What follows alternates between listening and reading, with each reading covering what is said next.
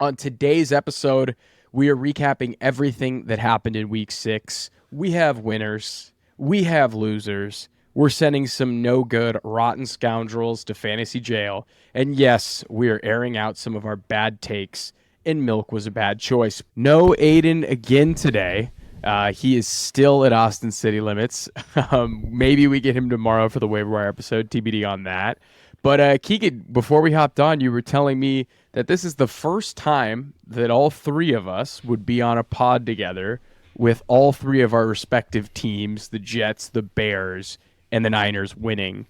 Pretty wild that Aiden's not here for that. We But hit the main vector. we hit the mean fecta. Before we dive into today's episode, before we get to our sponsors, an absolute roller coaster of a win in which Nathaniel Hackett is given the game ball. What was that Game like ball for for the Hack. Nathaniel Hackett Bowl on Sunday? A game that no team really looked that interested in winning between the Jets and the Broncos there in the fourth quarter. That one must have felt good, Keegan. Yeah, I really felt that was it should have been an easier game than it was. There was definitely some problems throughout the day. We might have lost AVT. Elijah Vera Tucker, for those non-Jets fans, would be a massive loss. We'll see. Zack played okay. The interception was whatever, but I always like Zack throwing it up to Garrett Wilson in a one-on-one situation. What a crazy interception by Surtain that was.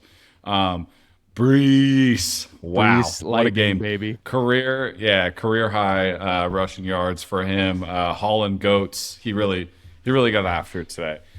Defensive line, animals. When they play with a lead, that team is so fun to watch because like they'll just send the D line. You know, if they're playing with a lead and it's just like, yeah, get after the quarterback, make their life miserable. Let's have some fun with it. But it was a roller coaster. There were some. I mean, we got gashed by an undrafted free agent running back in the beginning of the game. And that was very upsetting. He looked great. Very upsetting. He looked like HN for like a couple plays there. I was like, wow, this guy has some legit burst. Good for him. I mean, it didn't feel that nerve-wracking though because we were getting beat on like screens and behind the line of scrimmage passes. I mean, we're down DJ Reed, we're down Brandon Eccles. Like eventually, Sauce got banged up, and Sean Payton just refused to attack our defensive backs. So much for him making fun of Nathaniel Hackett for one of the worst coaching jobs in the NFL, because what he did today was absolute malpractice and just not attacking some of our weaknesses. That was a bad game plan for Sean Payton. I don't know what he was thinking, but it wasn't good. But we snuck out a win. And, you know, watching your football team that you root for tonight, it felt like I was watching a different sport at some points. Watching the 49ers does not feel like I'm watching most of the NFL. Dallas comes into this game, and I'm thinking, you know, Dallas is not a Super Bowl like favorite, but you know they're in the play, they're in the picture for being a very competitive team, playoffs for sure. And whoo-wee, the San Francisco 49ers are the best team in the NFL right now. That was a boat race.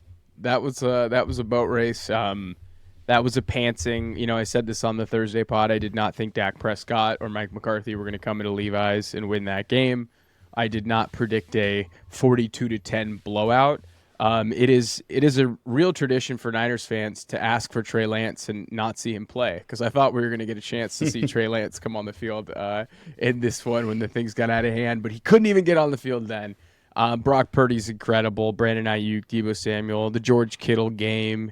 That game was all about the defense, though. The offense, I know, definitely gets a lot of the story, but like Dallas's offense had no answers, like none. It's pretty like striking to watch how bad their offense looked, how bad Dak looked. Who knows if that was just a product of playing the 49ers or not, but I was pretty surprised that they couldn't even hang with them for like a quarter. They had no chance in that game. Let's play the Eagles. Let's stay healthy.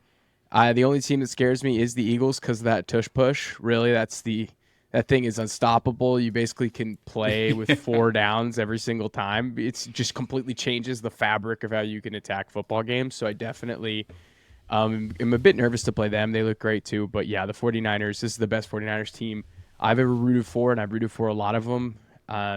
They're so loaded. They're so loaded at like every single position. This team is so freaking loaded. So Brock Purdy's getting some flowers too, because a lot of people are still trying to say that he's not that good. But Purdy sliced and diced that defense. It was pretty surreal to watch. Yeah, he kind of went off today. If we're just going to be completely honest, I mean, if we're gonna be frank here, he was, to be quite frank, he kind of had a fantastic day.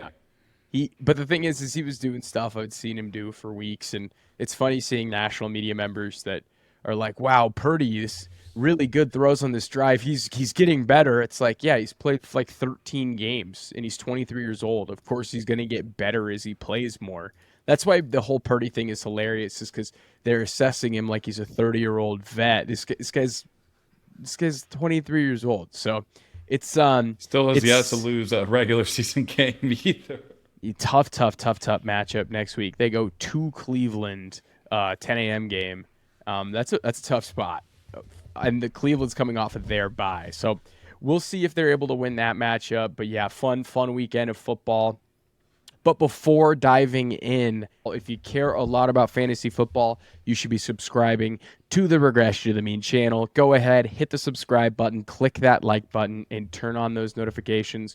We're coming to you 3 times a week with Sunday recaps, waiver wire analysis, and weekly matchup previews.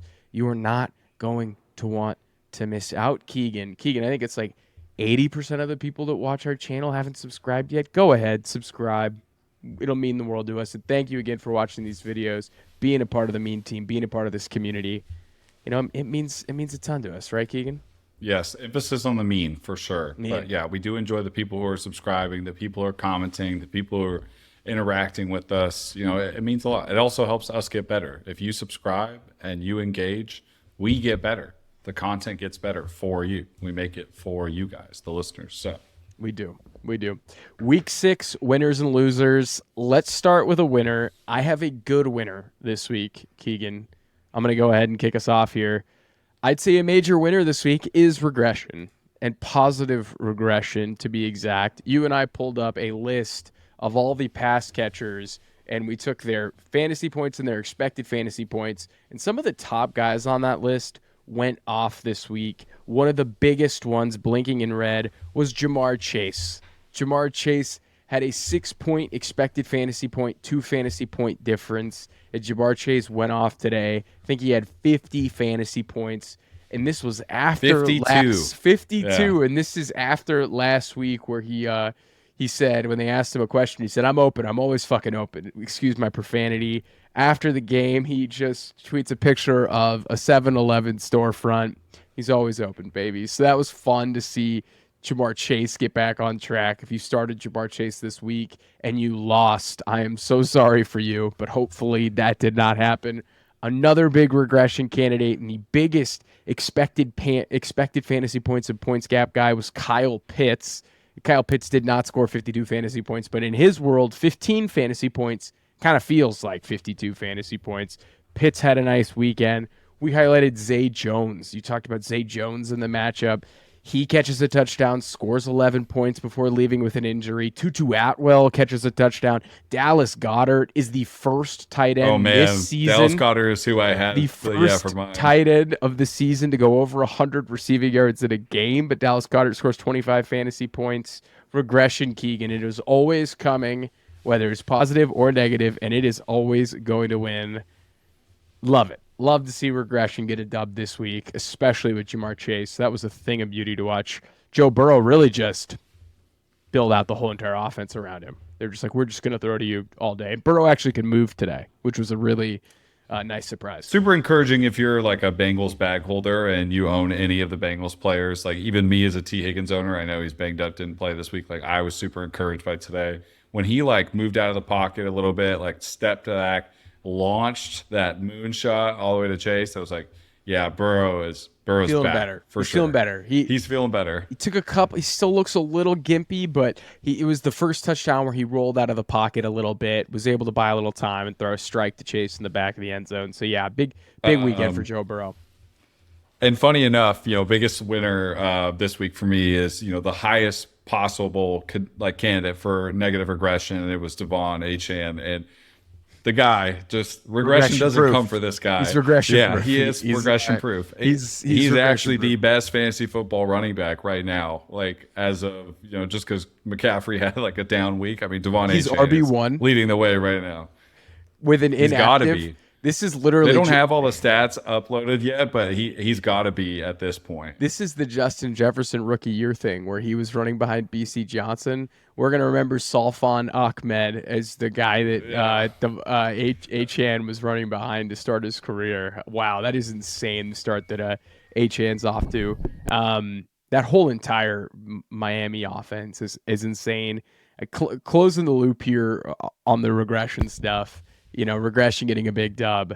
But who's the next guy? Who's the next guy that we think that's going to really benefit positively from regression? It's Chris Olave. So if you have Olave, just keep your fingers crossed, hold tight. He got in the end zone this week. Got his touchdown today. But yeah, the Olave's toe thing before the coming. game was a little weird, but Really weird. The Olave Scary. option spot is coming. It's incoming. Don't worry, but he is the next regression candidate, in my opinion. Keegan, who else do you have as a winner this week? Or loser, if you want to go loser route.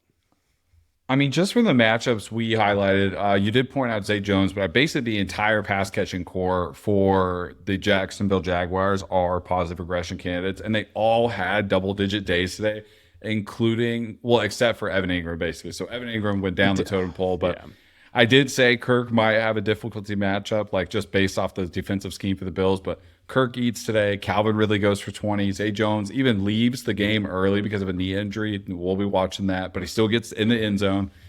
Good for that whole pass catching core. I think that was encouraging. Goddard, you highlighted. Darren Waller, it wasn't pretty because the game wasn't very pretty for the Giants, but I mean, he ends up with 15, 16-point game today, having, a much better fantasy day for all Darren Waller owners out there.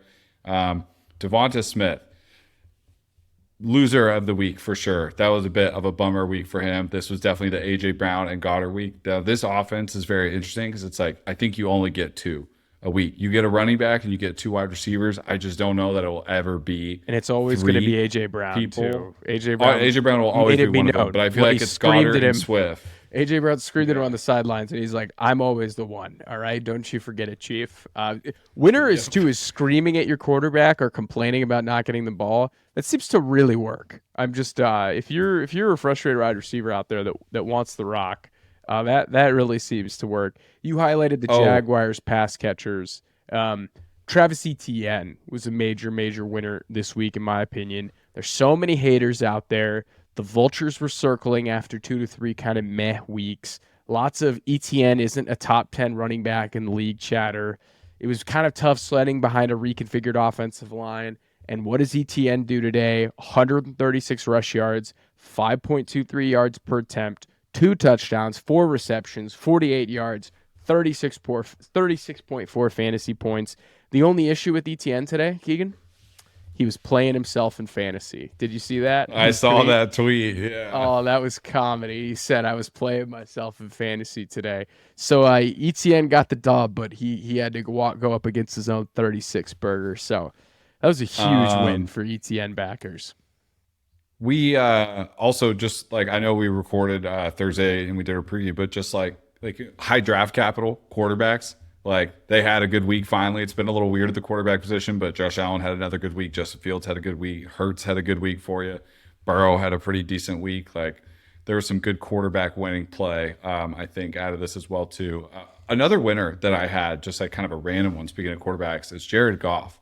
You're down Jahmyr Gibbs, and you're down Amon-Ra St. Brown, and the dude ate today. I mean, he still put up 27 fantasy points without 2 pretty elite weapons. Josh Reynolds was very active. And Sam Laporta, my other winner of the day. That take about him, maybe potentially setting some rookie records is very much in play. The guy looks like an absolute baller, and he's such a huge impact for their team. It's crazy. I can't believe another Iowa tight end is just, making his way through the NFL and just making a cakewalk out of it. It's pretty crazy to see. Going off, yeah. Other winner, Cooper Kupp drafters that blew fab on Puka Nakua and wondering if they could start both of them in the same lineup. Yes, you can. Puka with 20 points and Kupp with 19. That's hilarious. Puka definitely basically getting a 40 burger out of 2 people from the same team. That was awesome. Money. Van Jefferson, big loser, but big for the Cooper Kupp owners today. He was back in full force. That was very, very good. You mentioned tight end briefly, but I'd say a big winner this week is just the tight end position overall. In week 4, your top 5 tight ends were Cole Kmet, Mark Andrews, Jonnu Smith, Jake Ferguson, and Andrew Ogletree. In week 5, your top tight ends were George Kittle, Dallas Goedert, Travis Kelce, Logan Thomas, Sam Laporta, Dalton Schultz.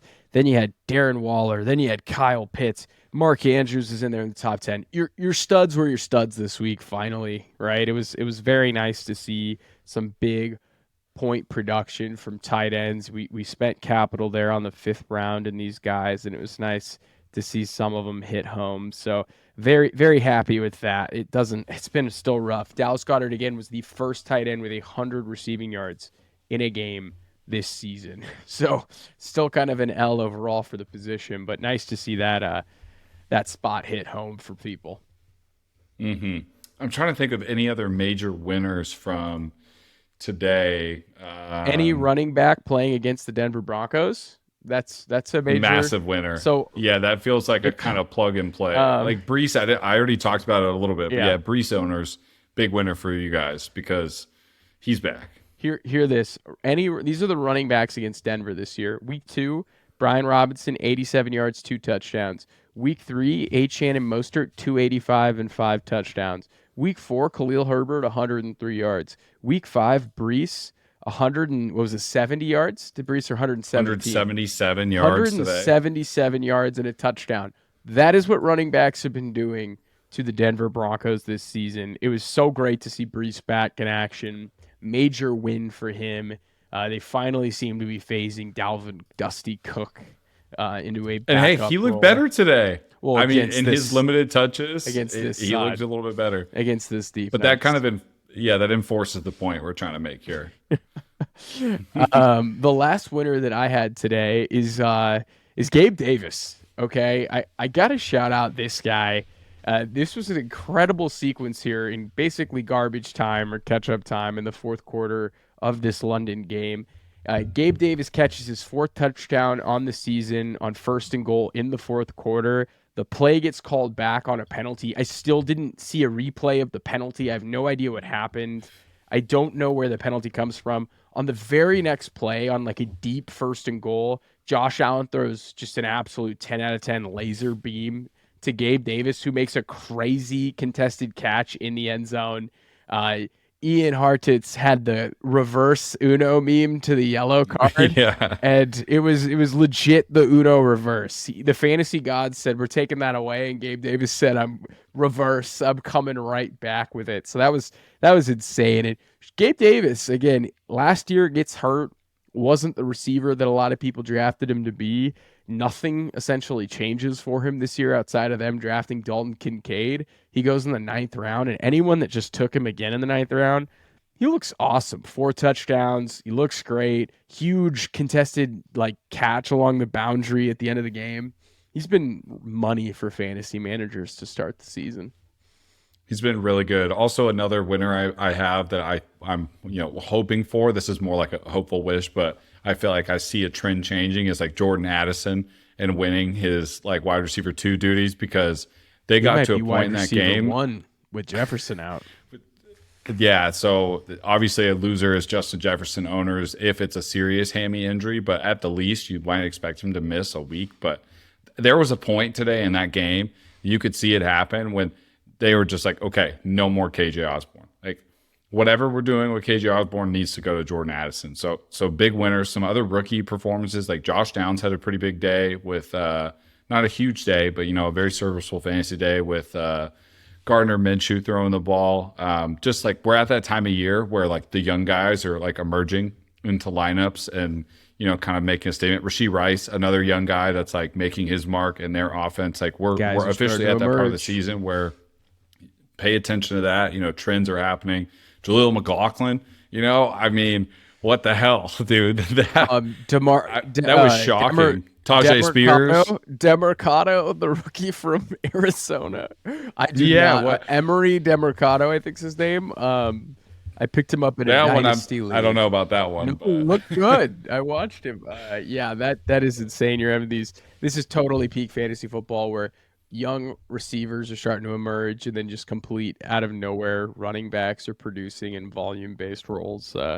Dude, Tajay Spears outproduced Derrick Henry today. Like it's just the young guys are. He's so good. He's like He doesn't even need ACLs. Dynamic player. Yeah, him, Achan. I'm trying to think these little guys that we all liked in the draft that you were hating on. They all look pretty good. Not me. You were hating on that running back class. I was the one. I was Achan's biggest fan. You were talking smack, but you love it. Jaleel McLaughlin looks better than Jahmyr Gibbs, so you gotta love that stuff. Any other winners before we transition to some losers this week? I don't know about other winners. I think that's a lot. There was a lot of winners today. That's for sure. Yeah. Again, injuries suck. Every time you get an injury, it's a loss.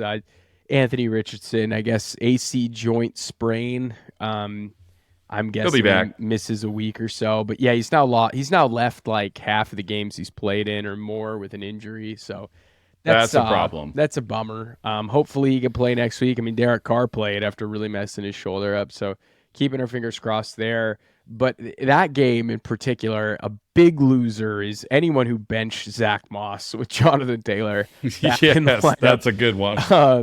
Jonathan Taylor signs a 3-year, $42 million contract extension on Saturday. He's activated off of IR.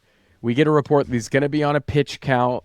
Both him and Moss are going to be splitting touches. And again, they're playing Tennessee, who's by far and away the best rush defense in the NFL. So naturally, in a terrible spot, splitting touches, Zach Moss finishes today with 165 yards and 2 touchdowns on the ground and 35.5 fantasy points. And I've got a terrible story with Zach Moss, Keegan, and our buddy Hugh, who's a big listener to the podcast. Hugh, shout out. We appreciate you for being a part of the Mean Team. He gives me a call around 9:30 in the morning, FaceTime, and I pick it up. And he goes, "Hey, dude, how's it going? You know, I'm thinking about starting Matt Breida or Zach Moss," right? Those were the questions that he asked me. So I said, okay, let me ask you a question back. Because I want to give him an opportunity to make a decision. I said, would you rather start a bad running back on a bad team that's going to get most of the touches against a bad rush defense? And that's Matt Breida. Or would you rather start a solid running back splitting touches against the best rush defense in the league? He went with Matt Breida based off the question that I posed to him. That's kind of like helping your buddy choose a milk for his cereal or his coffee, and it ends up being so rotten that he has to spend 3 days in the hospital because you were just like, hey, look, would you rather have the milk that's been spoiled for a while or one that just might be spoiled, right? You never know what you're going to get.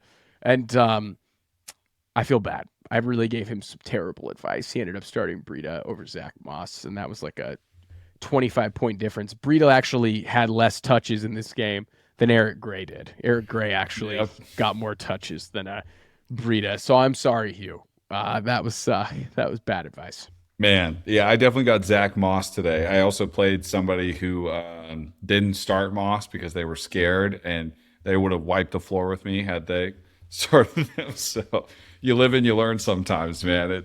It's just don't fade him for sure. Zach Moss is inevitable. You don't fade him. Another loser I have here, Mac Jones. What a loser. Man, I'm glad you said it because it would have felt biased coming from me, but I'm glad you said it. What a loser. So for the second straight week, Mac Jones has been benched in a blowout. I think this is back-to-back 30-point blowouts for the Patriots. They're back-to-back they are basically two of Bill Belichick's worst losses in his career as a coach, and he had them in back-to-back weeks this year. Okay, so there was a stretch, and I saw this tweet. There in his last, and I don't know when the attempts started and where it ended, but there was a point in this game where there had been 43 pass attempts for Mac Jones, and in that range of 43 pass attempts, he had 0 touchdowns and 6 turnovers. Yep. Yeah. I remember seeing that on the TV, going back to last game. Yeah. It is just astounding. And then after the game, a source close to Mac Jones, I saw this on Fox. Did you see this? Did you see this quote? A source close. Okay, first of all, you got your mom carrying your weight for you, McCorkle. Okay, you fucking prick. Here's what the source close, and I'm paraphrasing here, but this is the gist of it. and it was about, Mac Jones playing poorly, and it was now that he goes, no matter how good of a cook you are, you can't make something good out of garbage. That was the quote on a source close to Mac Jones. Shut the fuck up, dude. You're a loser. The first problem with that quote is he's not a good cook. He's not a good Never cook. has been. You're a terrible cook serving a turd sandwich. That's what you're serving to us each week. And you know what? His passing weapons do stink. His offensive line isn't that good. Do I think he's truly as bad as he's looked over the course of the past 6 to 8 games? No. Is it a bad situation? Of course. But just take your medicine, dog. You paraded yourself around your rookie year like you were the next coming, and we all knew you were fraudulent, and now you're fraudulent. And who is the source close to Mac Jones? He's having his girlfriend's cousin's best friend. Bailey Zappi. It's Bailey Zappi. No matter how good of a cook you are, you can't make something good out of garbage. Kick rocks, McCorkle. Yeah, I can't wait for him to be the backup quarterback of the 49ers in 2026. Yeah, it's gonna be a good time. Loser. Kyle Shanahan can finally right his wrongs and finally get Mac Jones on the team. Freaking loser. Another loser I got, Sean Payton. Sean Payton. Yeah. He say it for me. He talked a lot of shit on the Jets and Nathaniel Hackett this offseason. And he lost to the said Jets at home facing Zach Wilson to fall to 1-4 on the season. The Broncos' next 6 games are against Chiefs, Packers, Chiefs, Bills, Vikings, and Browns. This team 1-10. This team will almost assuredly be one of the worst teams in football this year. And they got Russell Wilson on the books for another $50-60 million. When do they have their first round draft pick? Like what I year think they do have they it. actually No, have one? I think they have it this year. They have their first round. They will be able to pick somebody in the draft this year. They have their own pick in 2024. So they are in the race for Caleb or Drake May or whatever quarterback. But their receiving core sucks. Their defense is pathetic. They're almost assuredly going to be trading all of these players at the deadline. And they're saddled to Sean Payton for $100 million. And he looks like a boomer. So, pretty fun. I really mean it. Like, I'm not saying that the Jets are some super elite team, right? But, like, there was some obvious, like, holes in our defense this week with DJ Reed out. I mean, that's a massive loss. That's, like, one of the top 5 corners just based off play this year. And Brandon Echols is out. And so you've got Sauce Gardner. You've got a guy bumped up from practice squad. You've got Bryce Hall, who hasn't been playing at all this year. And you're throwing behind the line of scrimmage. And you're throwing screens. And that worked for a little bit, but it worked until it didn't. I mean, they didn't have one play like targeting somebody opposite of Sauce like at the end of the game or until the end of the game with 6 minutes left. Like it took them that long to be like, oh, we should. And what happens? Like they go down, complete a ball. Like they ended up making it a 3-point game. It's like, I'm not gonna sit here and defend the Jets because obviously there's some issues today, but like they could have done that all game, but they just chose not to. I don't know what their game plan was there. I really don't know what they were thinking. Like, is Russ the problem? Is it Shaun the problem? Is it the play calling? I don't know. I mean, Russ was not great today either. Another loser is just Russell Wilson in general. I mean, he's had a like very shitty, weird year, but he's had a good fantasy season propped up by some late season or like late game garbage time stuff. And it's kind today of it was back down to earth. Yeah, it's kind of Schadenfreude. I don't know. He's got counting stats, but he's been fine. I don't think he's the reason they're bad. It's their defense. Another quarterback that's a loser this week is Dak Prescott. That guy has been so bad for fantasy football, and he did not look like he belonged on the field with an elite defense against an elite offense. And you could throw Mike McCarthy in there as well. They can't get anything going. They're running Tony Pollard in between the tackles, turning him into a thumper.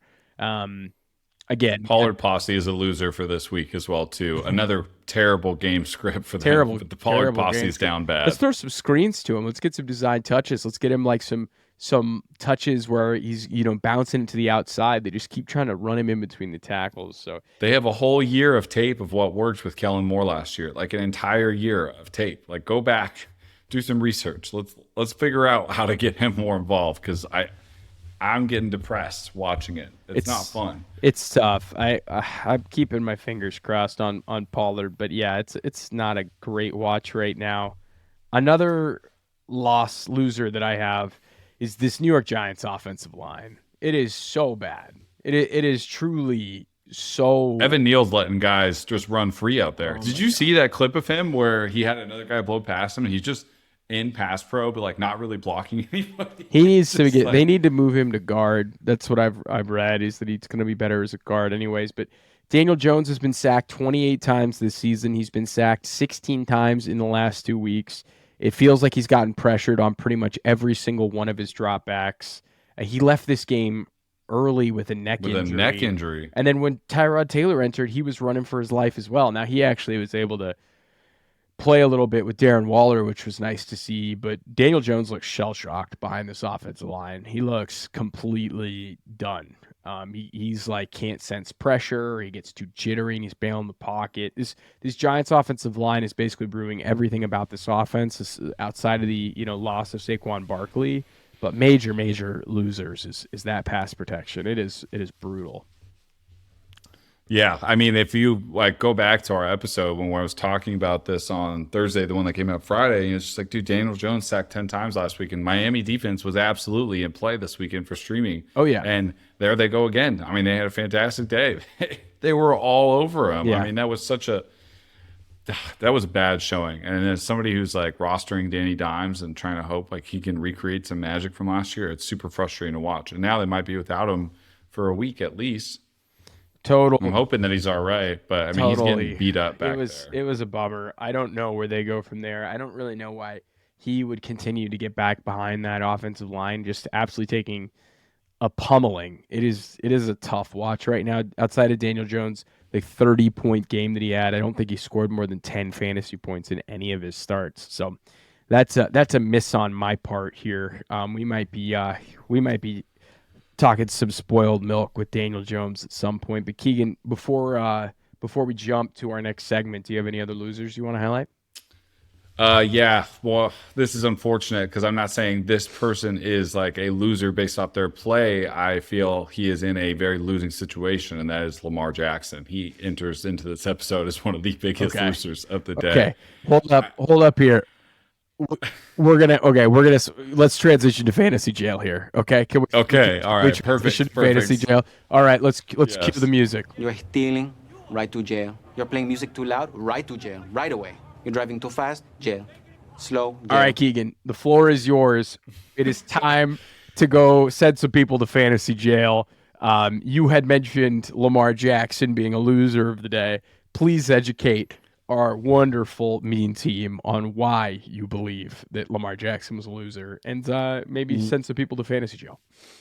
Lamar Jackson is the biggest loser of the day because his entire pass catching core, Mark Andrews, Zay Flowers, Rashad Bateman, Odell Beckham Jr., Nelson Aguilar, they are all going to fantasy jail. There was a compilation of drops made and produced. There was a mixtape of drops produced for Lamar. He could have had a 35-point outing today. Easy.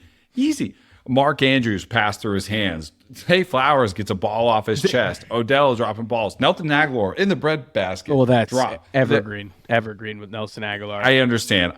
But it just was nonstop today. It was brutal. I mean, Zay Flowers went 4 for 10 today. And Mark Andrews has had a couple of these incidents where, they lost to a shitty Pittsburgh team. Classic Mark Andrews to every 5 opportunities. He has 1 great catch, 2 regular catches, and then a tragic drop in the end zone. Just classic Mark Andrews. Rashad Bateman played so bad today. He skipped talking to the reporters and then sent a text to the main beat writer I follow on Twitter. There's basically Bateman's been through a lot with his foot injury. I think he lost some people close to him. So I think this is a light sentence for Rashad here. I think he's going through a lot more stuff than fantasy football. Well, just putting all their hands in jail. Yes, I like a lot of these players. We're just putting the pass catchers' hands in jail. It was so bad today. Bateman was so bad today that he straight up was like, "This one's on me" to a reporter. It was like he was out here in demon time. The demons are calling his soul. Shout out Future Hendrix. But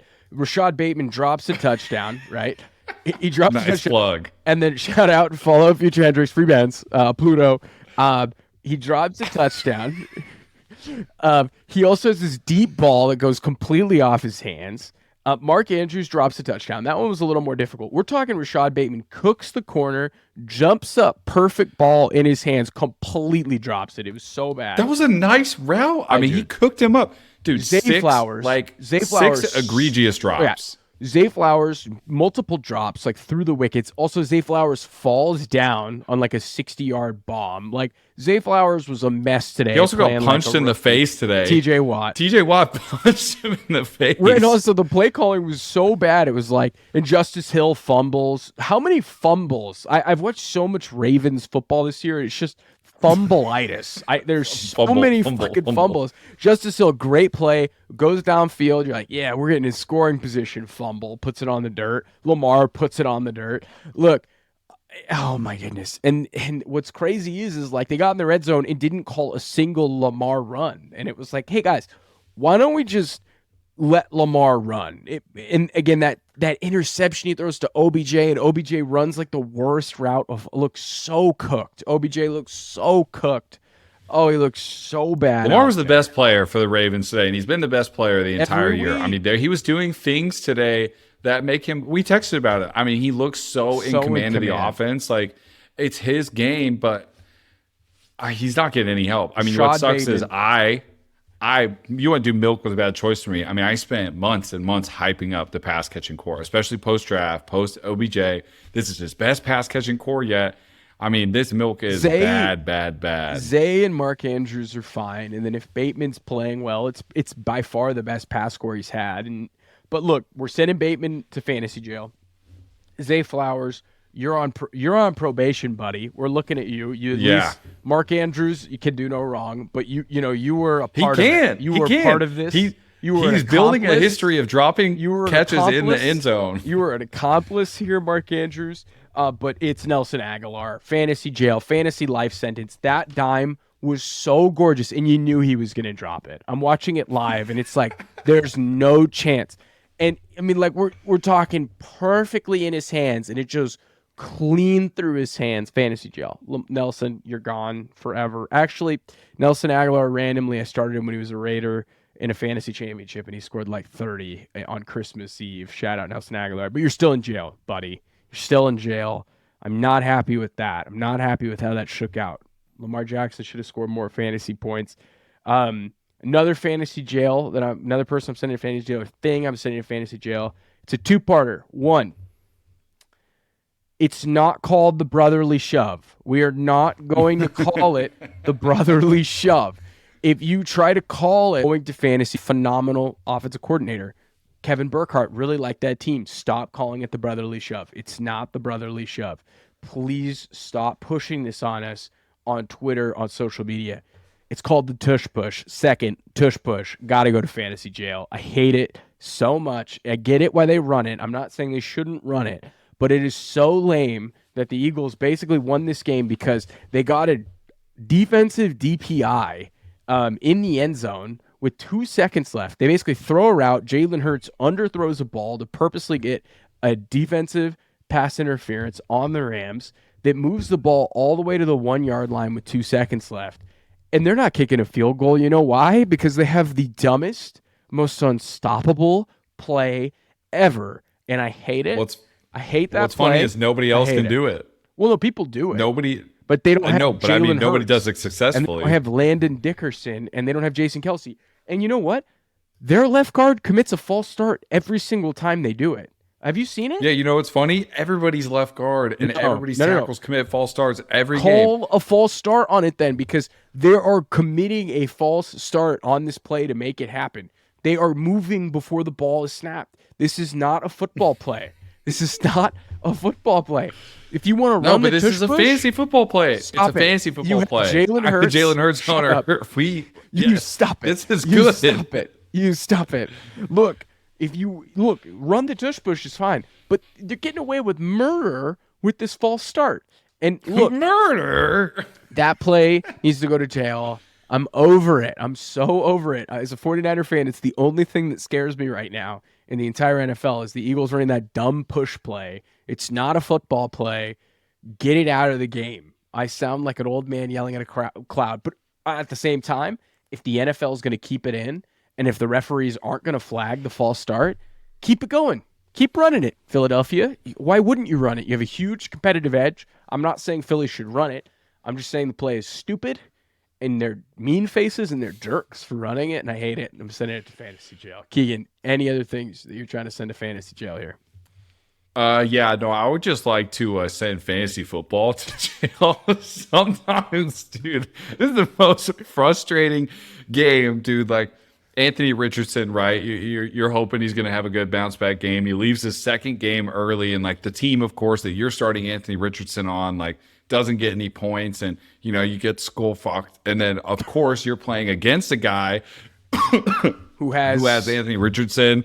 And he also goes out of the game, and yet somehow you still lose that game when, his running backs combined for 20 points because George Kittle just randomly catches 3 touchdowns, and George Pickens at the end of the game goes for 26. And, oh, yeah, he started the Jets defense who get a touchdown at the end of the game. Oh, the Jets defense was so foul. Oh, my God. I'm going to lose this week because of those 8 points. That was absolutely brutal. It's week 1 or it's week 5, and I'm looking at a team that I've already lost Mike Williams on. Austin Eckler's been injured on bye. I have no T. Higgins this week. I'm just like, no Kenneth Walker this week. I'm like, fantasy football is the dumbest game in the world sometimes. Like, I'm down 4 out of 5 of my top first picks in these leagues already. It's week 5, dude. It's week 5, and I'm like pulling my hair out. There's only one. So don't blame the game. Don't blame the game. You blame you for playing it. Throw yourself into jail. Self-imposed. I know. Jail.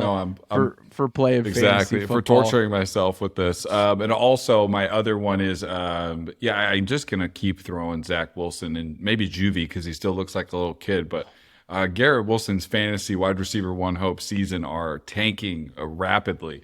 He just cannot work this connection out with Zach Wilson. Breece is super involved, but I just don't know what it is. I don't know how to fix that. I feel bad for people who drafted Garrett Wilson this year because it is sad to watch. And I feel like Zach Wilson might just have to go like juvie, like teen court or something until he looks like a real man or grows a mustache. I feel like he's too young to be thrown in actual fantasy jail. But juvie.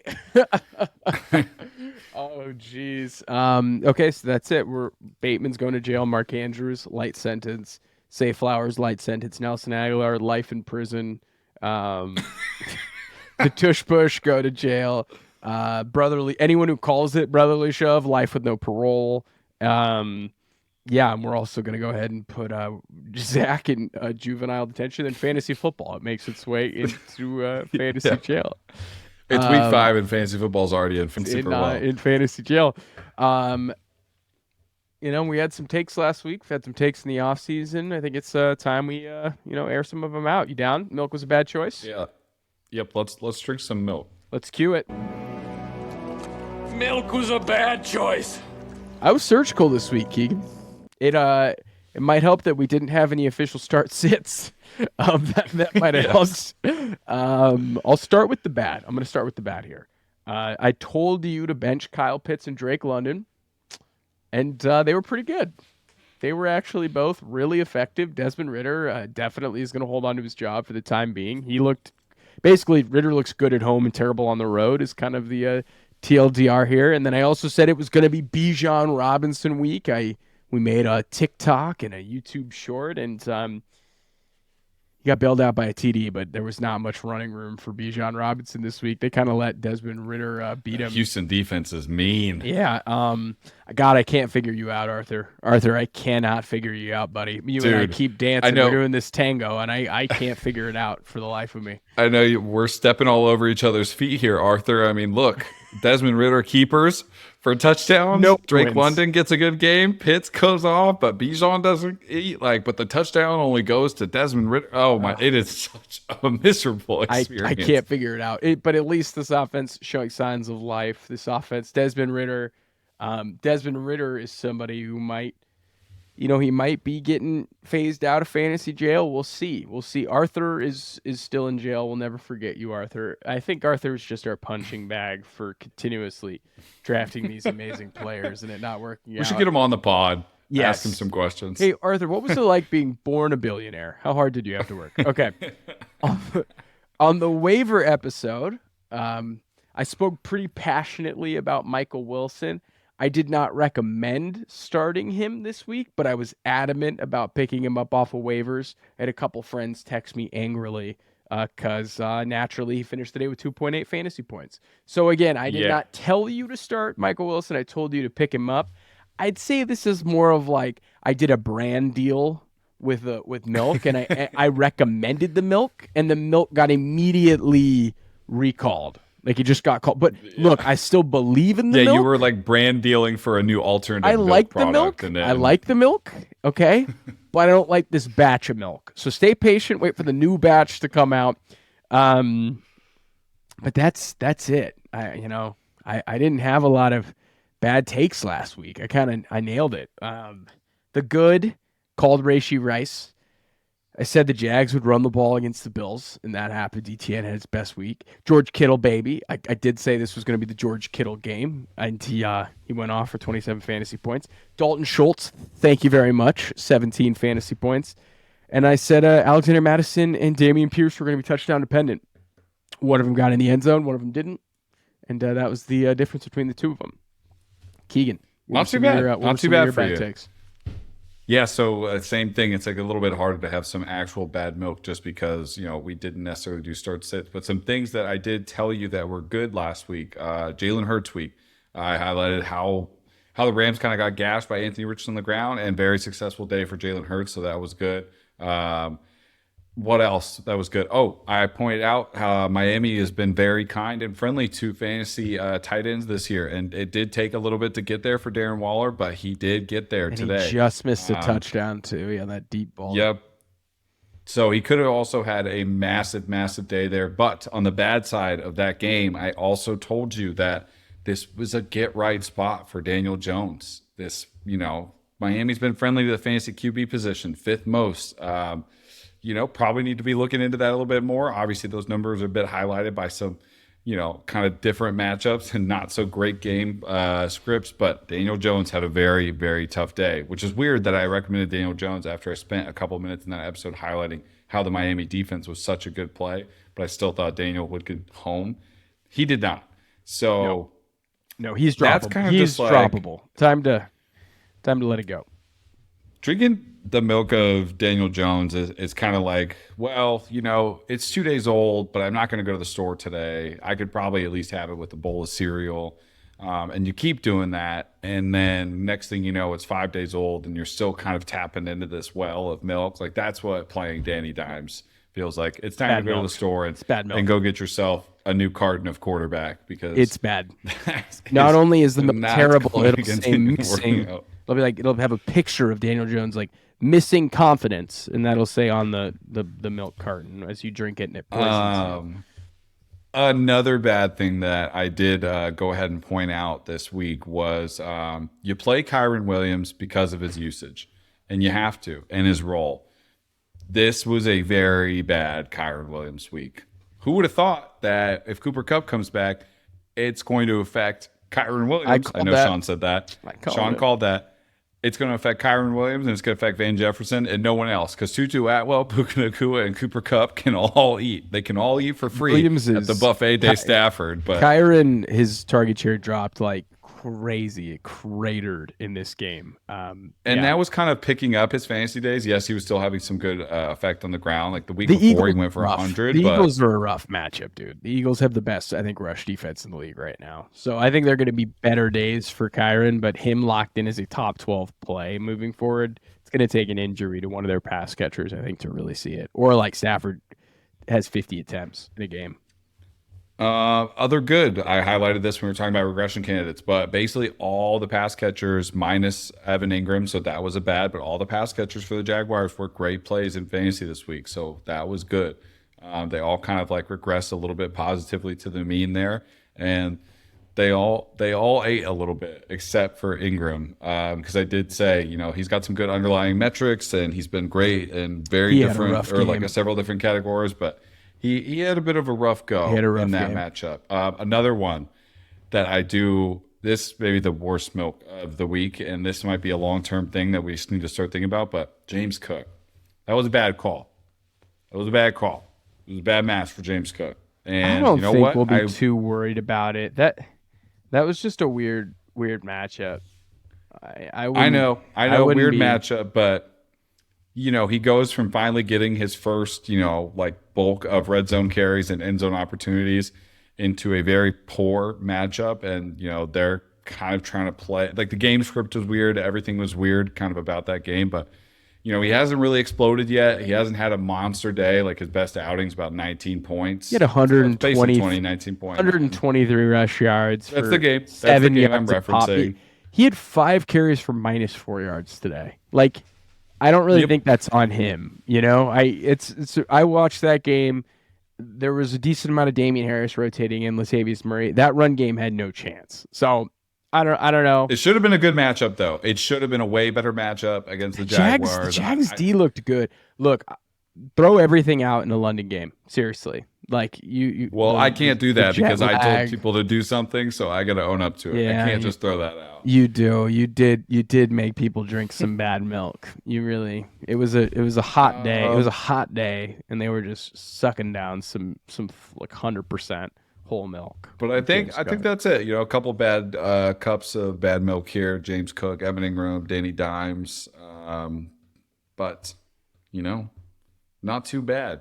Not too bad on this week for sure.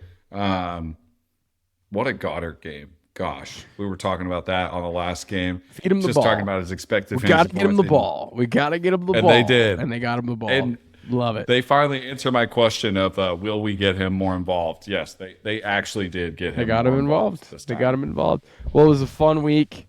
I enjoyed it. It wasn't as fun as last week, I'd say, for fantasy. I had some brutal L's. We'll see. I need Christian Watson to have a 26-point mega outing, which is definitely in his range of outcomes, but we shall see. Keegan, before we jump, anything you got to say to the listeners?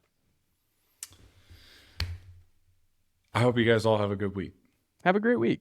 Enjoy your week. Enjoy your Mondays. Whenever you listen to this, enjoy it. We appreciate you being a part of the Mean Team. Again, if you have any feedback, leave it. Go ahead. We appreciate you. That's what matters. We do. All right. Thank you, everybody, for